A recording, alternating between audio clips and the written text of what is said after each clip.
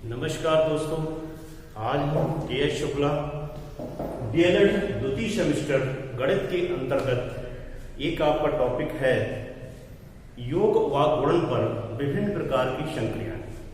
उन संक्रियाओं के अंतर्गत एक कोई हम ग्रुप लेके चलते हैं। उस ग्रुप के अकॉर्डिंग आज हम जो बात कर रहे हैं, सबसे पहले हम बात कर रहे हैं योग पर, प्राकृतिक संख्याओं के लिए योग पर संक्रिया। जो हमारा टॉपिक है क्या है? प्राकृतिक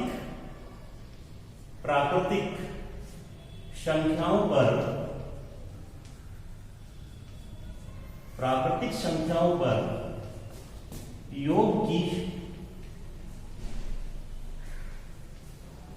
विभिन्न संक्रियाएं।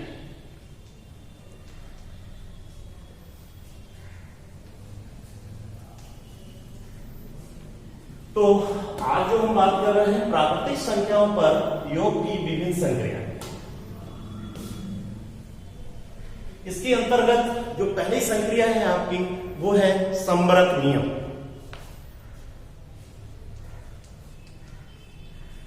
संवरक नियम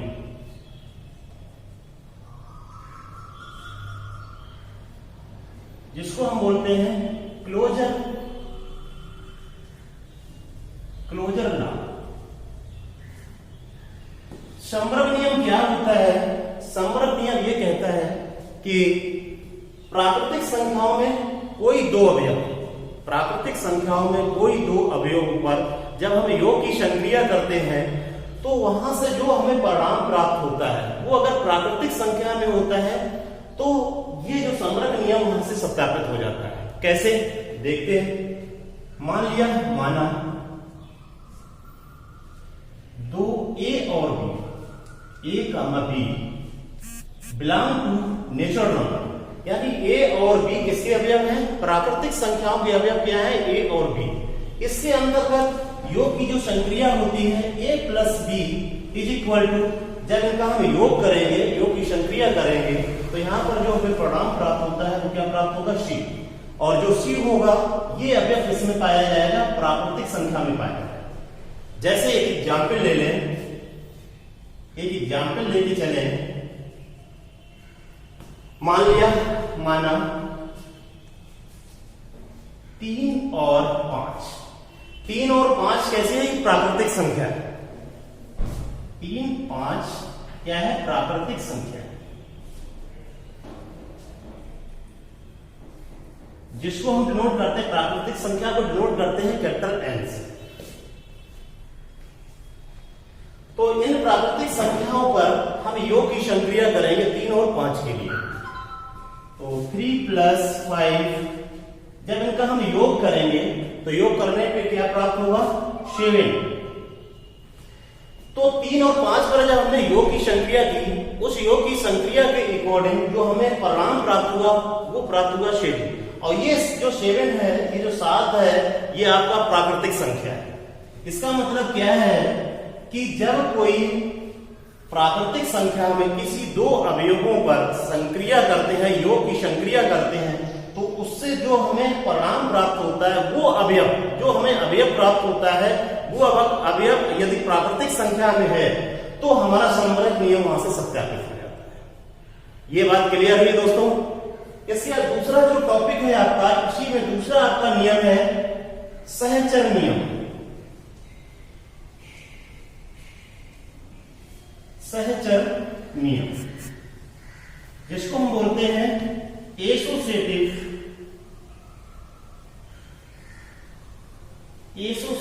लॉ।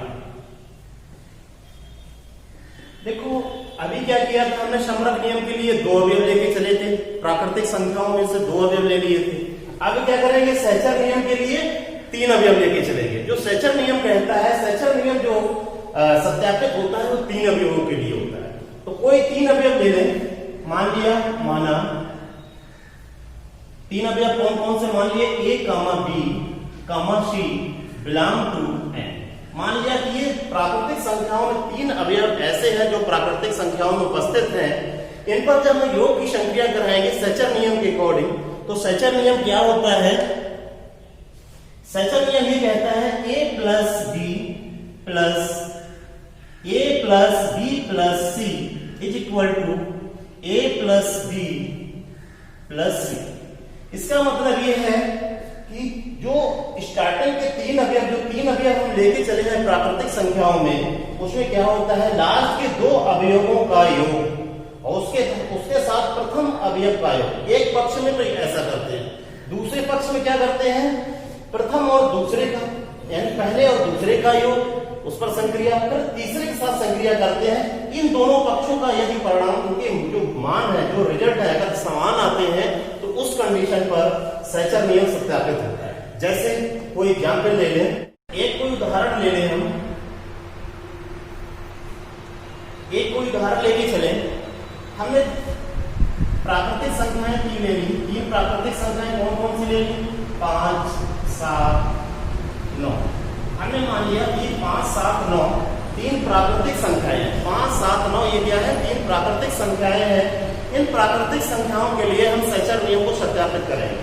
तो उसके लिए क्या होता है, सबसे पहले हम एक पक्ष को लेकर चलते हैं।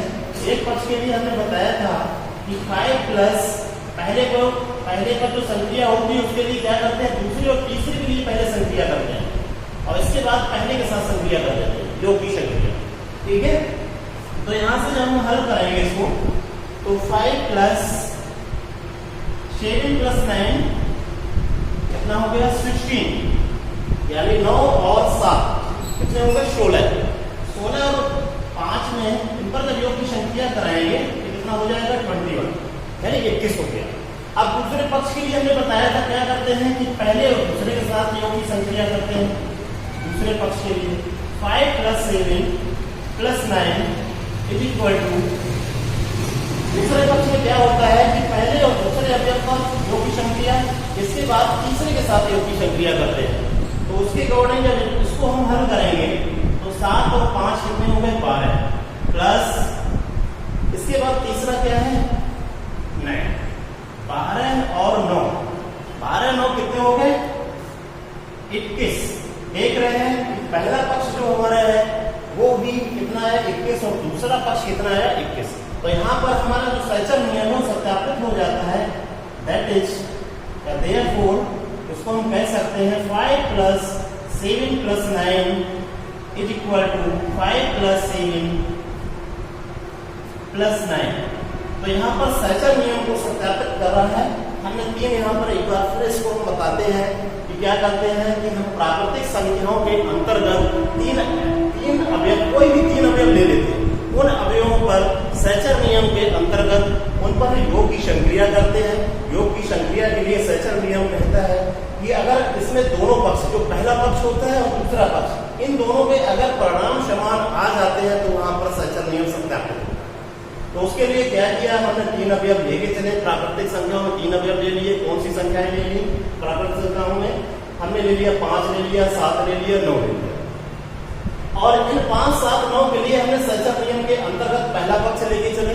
पहला पक्ष क्या होता है, उसके लिए पहले अवयव को छोड़ देते हैं, पहले अवयव को छोड़ के दूसरे और तीसरे अवयव पर योग की संक्रिया करते हैं। सबसे पहले दूसरे और तीसरे अवयव पर योग की संक्रिया करते हैं। इसके बाद जो बचा हुआ पहला अवयव है उस पर जो यहाँ से हमें परिणाम प्राप्त होता है उसमें पहले अवयव के साथ उन दोनों में योग की संक्रिया करते हैं। जैसा कि यहाँ पर दिया गया है कि पहले के साथ में जो परिणाम प्राप्त होता है उसके साथ योग की संक्रिया करते हैं। यहाँ से जो हमें परिणाम मिलता है, ये तो एक पक्ष की बात हो गई। दूसरे पक्ष में क्या करते हैं, उसमें सबसे पहले और दूसरे पर योग की संक्रिया करते हैं। पहले और दूसरे पर योग की संक्रिया करने के बाद जो परिणाम प्राप्त होता है उसके बाद तीसरे के साथ उस पर योग की संक्रिया करते हैं। यहाँ से जो परिणाम प्राप्त होता है, यानी पहले पक्ष से जो हमें परिणाम प्राप्त हुआ, दूसरे पक्ष से जो परिणाम प्राप्त हुआ, ये दोनों अगर आपस में बराबर हो जाते हैं वहां पर सैचर नियम सत्यापित हो जाता है। इसके बाद जो तीसरा आपका संक्रिया है वो है, उसकी बात करते हैं तीसरे संक्रिया की।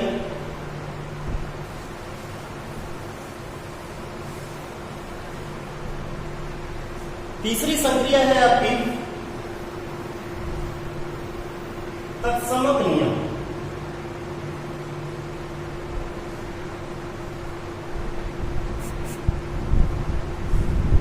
जिसको हम बोलते हैं आइडेंटिटी एलिमेंट। आइडेंटिटी एलिमेंट तत्समक अवयव बोलते हैं इसको।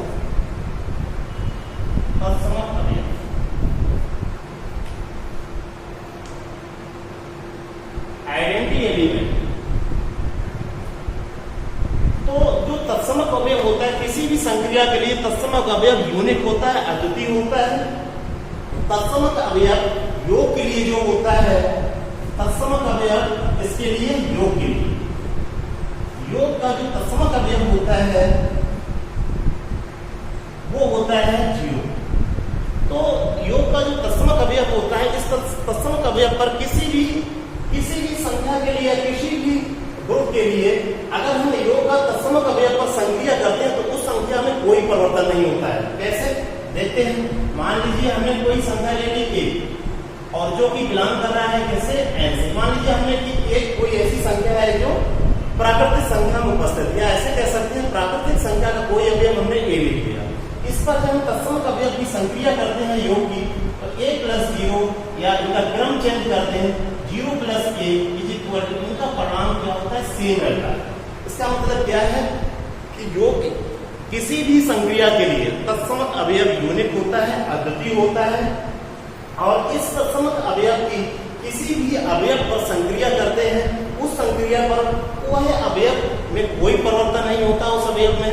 इसका मतलब क्या है, जो योग का तत्समक अवयव होता है वो 0 होता है, और इस तत्समक अवयव का किसी भी संक्रिया के लिए किसी भी अवयव पर संक्रिया करते हैं उसके मान में कोई परिवर्तन नहीं होता है। तो इस प्रकार से हम तत्समक अवयव को सत्यापित कर देते हैं। एग्जाम्पल ले लें, उदाहरण लेके चले। जैसे हमने अंकों के रूप में देख लिया, अभी तो बीजी पदों में देखा हमने, अब अंकों के रूप में देख लेते हैं। तो अंकों के रूप में हमने देख लिया, मान लिया कि कोई हमने प्राकृतिक संख्या ली 3, जो कि किसमें है, ये 3 एक प्राकृतिक संख्या है, 3 बिलोंग टू n। n का मतलब नेचुरल नंबर। इसका मतलब क्या है, प्राकृतिक संख्या में 3 एक ऐसा अवयव है, इस पर हम तत्समक अवयव की संक्रिया कराएंगे। कौन सी तत्समक अवयव, तो योग पर किस पर कर रहे हैं, योग पर तत्समक संक्रिया।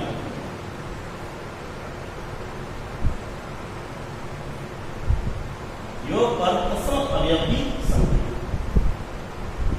ठीक है। तो इसके लिए देखेंगे 3 प्लस तत्समक अवयव क्या होता है, योग के लिए 0 होता है, या हम ऐसे कह सकते हैं कि तत्समक अवयव पर उस अवयव की संक्रिया, तो 0 + 3 = जब इनको हल करेंगे तो हमें क्या प्राप्त होगा, 3 प्राप्त होगा। इसका मतलब क्या है, किसी भी अवयव के लिए तत्समक अवयव की संक्रिया करने पर योग की हो या गुणन की हो, क्योंकि गुणन का जो तत्समक अवयव होता है वो दूसरा होता है, उसके लिए भी अभी हम चर्चा करेंगे। उसके लिए सबसे पहले हम योग की बात कर रहे हैं, तो योग के लिए जो तत्समक अवयव होता है 0, और उस पर किसी भी अवयव की संक्रिया करते हैं तो उस अवयव में कोई परिवर्तन नहीं होता है, वो अवयव वैसा ही रहता है। इसके बाद जो चौथा पॉइंट है आपका प्रतिलोम।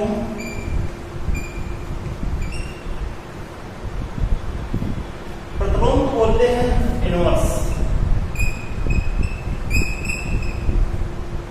तो दोस्तों जो प्रतिलोम होता है वो तत्समक अवयव पर डिपेंड होता है, क्योंकि योग के लिए अभी जो हम बात कर रहे हैं, किसके लिए बात कर रहे हैं, योग के लिए।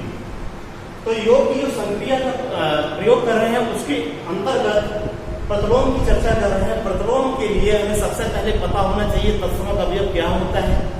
तो योग के लिए जो तत्समक अवयव होता है वो हमने क्या बताया था, योग के लिए तत्समक अवयव कितना बताया था, इसका जो तत्समक अवयव होता है कितना होता है, 0 होता है।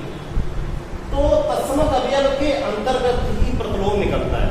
तो प्रतिलोम कैसे निकालते हैं, मान लीजिए कोई हमने संख्या ले ली, मान लिया ये कोई संख्या है, ये कोई क्या है, संख्या है, इस संख्या के अंतर्गत हमें a का प्रतिलोम निकालना है।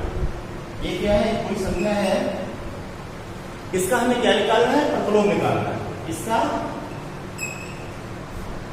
प्रतिलोम ज्ञात करना है, प्रतिलोम ज्ञात करना।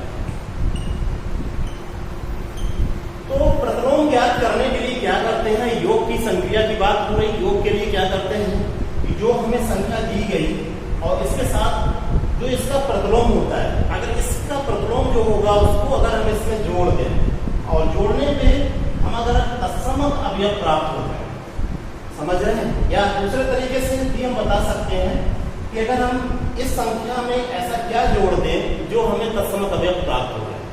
तत्समक अवयव जो योग के लिए होता क्या है, वो 0 होता है। अगर a में हम -a को जोड़ दें, a में -a को जोड़ दें तो इन दोनों का योग क्या हो जाएगा, 0 हो जाएगा, जो कि तत्समक है। दूसरे तरीके से इसका मतलब हम कह सकते हैं, अतः a का प्रतिलोम क्या निकल गया है, a का प्रतिलोम क्या होगा, a इनवर्स। -a होगा, a इनवर्स नहीं होगा, -a होगा। इसका मतलब क्या है, जो a के साथ एक कोई अवयव था उसके साथ में जो हमने दूसरे अवयव को जोड़ा है, उस अवयव को हम उस संख्या का प्रतिलोम कहते हैं। दूसरी विधि क्या है, दूसरी विधि है, क्या करते हैं, कोई संख्या हम a ले लेते हैं, मान लेते हैं कोई संख्या क्या है, कोई संख्या a ले लेते हैं, और इस संख्या के लिए मान लिया हमने, माना a संख्या का प्रतिलोम क्या है, a संख्या का प्रतिलोम, a संख्या का प्रतिलोम k है। तो अभी तक जो हमने बताया, क्योंकि हम योग की चर्चा कर रहे हैं, योग संक्रिया की चर्चा कर रहे हैं। संक्रियाएं आपकी 3 प्रकार की होती हैं। संक्रियाएं जो होती हैं 3 प्रकार की होती हैं। कौन कौन होती हैं संक्रियाएं? 3 प्रकार की होती हैं। 3 कौन कौन से प्रकार होते हैं? पहली होती है द्विधर संक्रिया, द्विचर बाइनरी ऑपरेशन जिसको बोलते हैं, द्विचर संक्रिया। दूसरी होती है आपकी योग संक्रिया, तीसरी होती है गुणा संक्रिया। संक्रियाएं 3 प्रकार की होती हैं। पहली होती है द्विचर संक्रिया, दूसरी होती है योग संक्रिया, तीसरी होती है गुणा, जिसको हम बोलते हैं द्विचर को बाइनरी ऑपरेशन, दूसरी होती है एडिशन एडिटिव ऑपरेशन, तीसरा होता है मल्टीप्लिकेशन ऑपरेशन। 3 संक्रियाएं होती हैं। 3 संक्रियाओं में सबसे पहले जो हम चर्चा कर रहे हैं योग संक्रिया। हालांकि आपके जो डीएलएड द्वितीय सेमेस्टर में जो गणित के अंतर्गत 2 संक्रियाओं की बात की है, पहली है आपकी योग संक्रिया, दूसरी है गुणा संक्रिया। द्विचर संक्रिया पर चर्चा नहीं की। तो दूसरी जो विधि है, उस विधि के लिए हमने कोई संख्या a ले ली, उसके अंतर्गत उसके लिए हमने ये संख्या के लिए ये संख्या का जो प्रतिलोम मान लिया है वो क्या है, k है। तो इस संख्या के लिए जो हमने इसका प्रतिलोम माना है, इस दोनों पर हम योग की संक्रिया करेंगे। तो ये संख्या ली, उस पर हमने जो प्रतिलोम माना है k, इन दोनों पर योग की संक्रिया करेंगे। जब इन दोनों पर योग की संक्रिया करते हैं तो वहां से हमें क्या मिलना चाहिए, तत्समक अवयव मिलना चाहिए। तत्समक अवयव क्या होता है, योग के लिए 0 होता है। तो पक्षांतर कर देंगे तो k = -a। तो यहाँ पर हम कह सकते हैं कि जो a का प्रतिलोम होता है क्या होता है, -a होता है। तो यहाँ पर कह देंगे a का प्रतिलोम क्या होगा, -a। a का प्रतिलोम -a होगा। ये किसके लिए होता है, योग के लिए। इतनी बात क्लियर हुई दोस्तों। इसके बाद जो लास्ट इसका नियम है वो है आपका क्रम विनिमय नियम। उसकी बात करते हैं। क्रम विनिमय नियम क्या होता है, कम्यूटेटिव लॉ। क्रम विनिमय नियम की बात करते हैं। 5वां आपका नियम है क्रम विनिमय नियम, जिसको हम बोलते हैं कम्यूटेटिव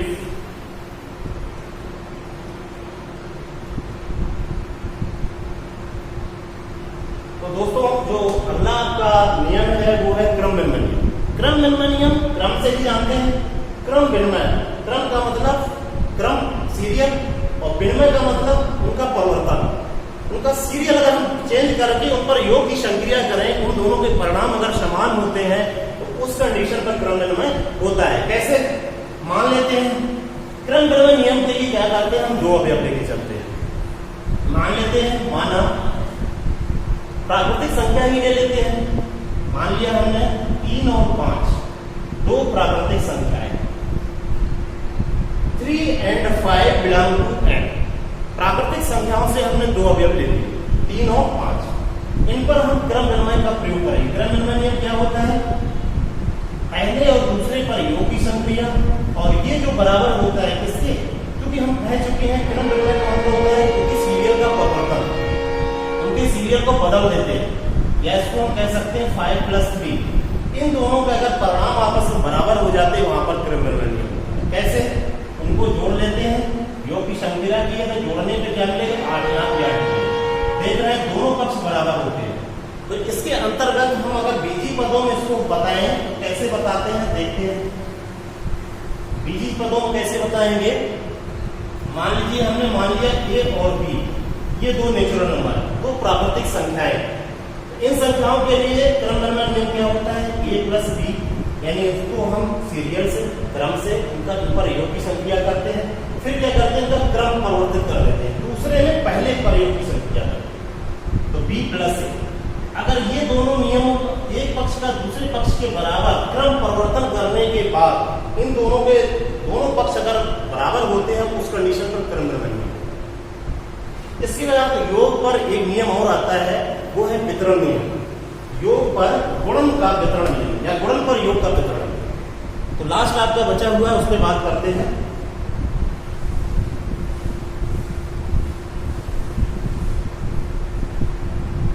लास्ट आपका है गुणा पर योग का वितरण नियम।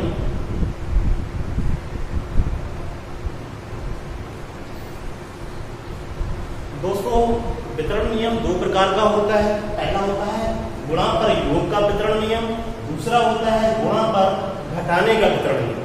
क्योंकि घटाने का वितरण नियम का आपके सिलेबस में इसकी चर्चा नहीं है, इसलिए हम बात कर रहे हैं केवल योग के लिए। तो गुणा पर योग का जो वितरण नियम होता है, इस वितरण नियम के अंतर्गत इसमें 3 अवयव लेके चलते हैं। कोई 3 बीजी पद ले लेते हैं। मान लेते हैं, माना ए, बी और सी, ये 3 क्या है? प्राकृतिक संख्याएं। क्योंकि हम प्राकृतिक संख्याओं के लिए बात कर रहे हैं, यहाँ पर प्राकृतिक संख्याओं की बात करो या परमेय संख्याओं की बात करो या परमेय संख्या, जो भी आप लेके चले उसी संक्रिया, उसी ग्रुप के अंतर्गत बात कर रहे हैं।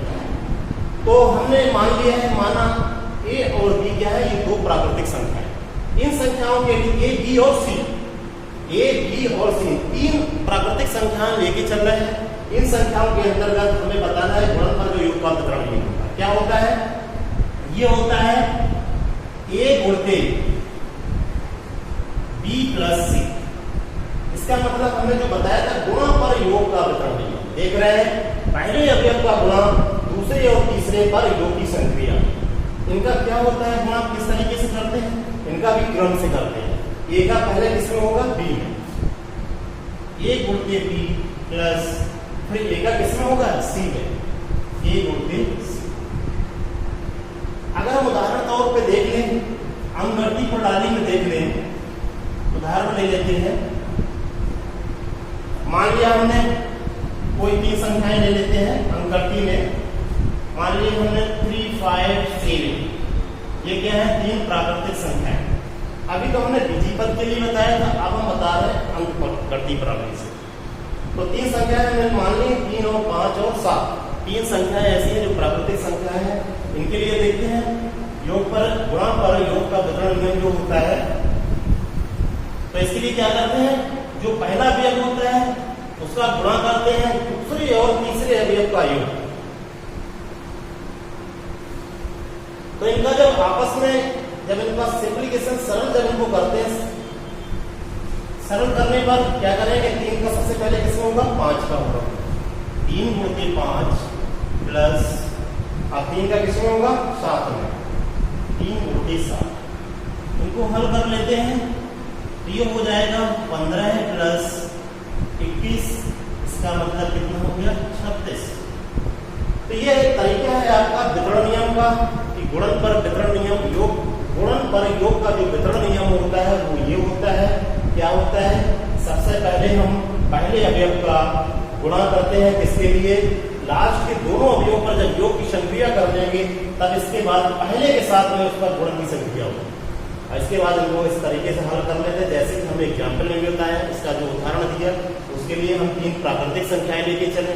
इन प्राकृतिक संख्याओं के लिए जो वितरण नियम कहता है उसके अकॉर्डिंग हमने इनको हल किया, तो यहाँ से हमें जो परिणाम प्राप्त हुआ 36 प्राप्त। दोस्तों आज ये हमारी पहली क्लास थी।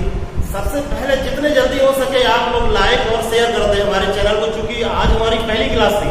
अगली क्लास जो हमारी होगी बहुत जल्द आएगी, इसलिए आप जल्दी से हमारे चैनल को सब्सक्राइब और लाइक कर दीजिए, जैसे कि जितना हो सके शेयर